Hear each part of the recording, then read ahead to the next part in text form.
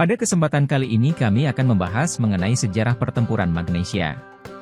Pertempuran Magnesia adalah pertempuran yang meletus pada tahun 190 sebelum Masehi di dekat Magnesia et Sipilum, di dataran Lydia, antara Romawi yang dipimpin oleh Konsul Lucius Cornelius Scipio dan saudaranya, jenderal terkenal Scipio Africanus, bersama sekutu mereka Eumenes II dari Pergamum, melawan pasukan Antiochos III yang agung dari Kekaisaran Seleukid. Pertempuran ini berhasil dimenangkan oleh Romawi dan akibatnya Romawi bisa menguasai urusan dalam negeri di beberapa daerah yang dikuasai oleh Kekaisaran Seleukid. Sumber sejarah untuk pertempuran ini berasal dari Livius dan Appian. Tentara Romawi sangat menyadari bahwa tentara Seleukus dan raja mereka, Antiochus, berkemah di dekat Tiatira.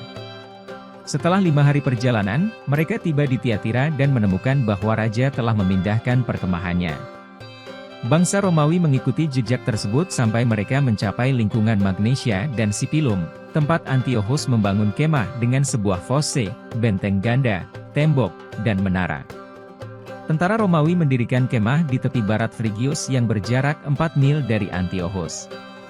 Ketika tentara Romawi tiba dan mulai mendirikan kemah, mereka diserang oleh 1.000 kavaleri di seberang sungai. Ada kebingungan di awal, tetapi segera bala bantuan di pihak Romawi menyebabkan musuh mundur ke seberang sungai. Bangsa Romawi mengejar penyerang dan membunuh mereka yang tidak dapat melarikan diri dengan cukup cepat. Setelah 2 hari hening di kedua sisi, orang Romawi menyeberangi sungai dan mendirikan kemah baru 2,5 mil dari Antiochus. Sekali lagi, ketika orang Romawi sedang membangun kamp mereka, 3.000 infanteri dan kavaleri menyerang barisan depan Romawi yang memiliki pasukan jauh lebih sedikit. Bangsa Romawi mampu menahan serangan dan membunuh 100 musuh dan menangkap 100 lainnya. Selama 4 hari berikutnya, kedua pasukan bersiap untuk berperang, dan pada hari kelima pasukan Romawi maju ke tengah medan perang, tetapi Antiochus mempertahankan pasukannya dalam jarak 1 mil dari perkemahan mereka. Malam itu Konsul Romawi Scipio menyerukan Dewan Perang dan mereka memperdebatkan apakah akan melanjutkan pertempuran atau membuat kamp baru untuk bertahan selama musim dingin. Bangsa Romawi memutuskan untuk berperang, dan bahwa mereka akan menyerbu kamp musuh jika mereka tidak memilih untuk berperang di medan perang. Seorang pengintai dikirim untuk mensurvei kamp musuh.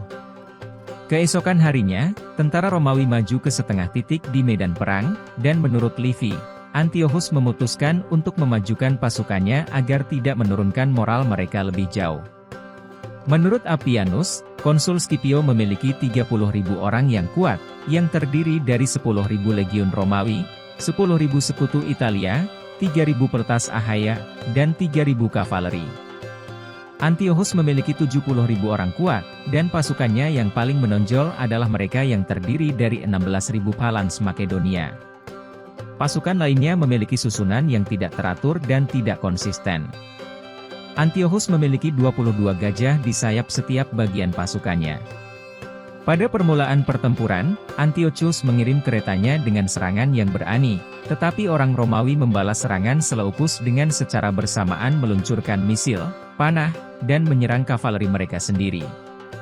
Semua keributan yang disebabkan oleh serangan balik Romawi menyebabkan kereta musuh melarikan diri dari medan perang, diikuti oleh pasukan tambahan yang terletak di belakang pasukan kereta. Segera, pusat depan musuh telah terpukul dan cadangan telah dikepung. Tetapi lebih dekat ke sungai, pasukan Romawi mulai mundur kembali ke kamp mereka karena Antiochus yang maju. Di kamp Romawi, pasukan yang melarikan diri dihentikan oleh penjaga kamp dengan ancaman kematian. Dengan tambahan, pasukan segar dari penjaga kamp, U-200 BU-200 Borang Romawi membuat serangan balik dan mengalahkan kedua sayap pasukan musuh.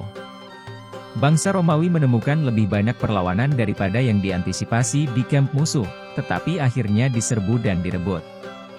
Kemudian delegasi dari Tiatira, Magnesia, dan Sipilum menyerahkan kota mereka.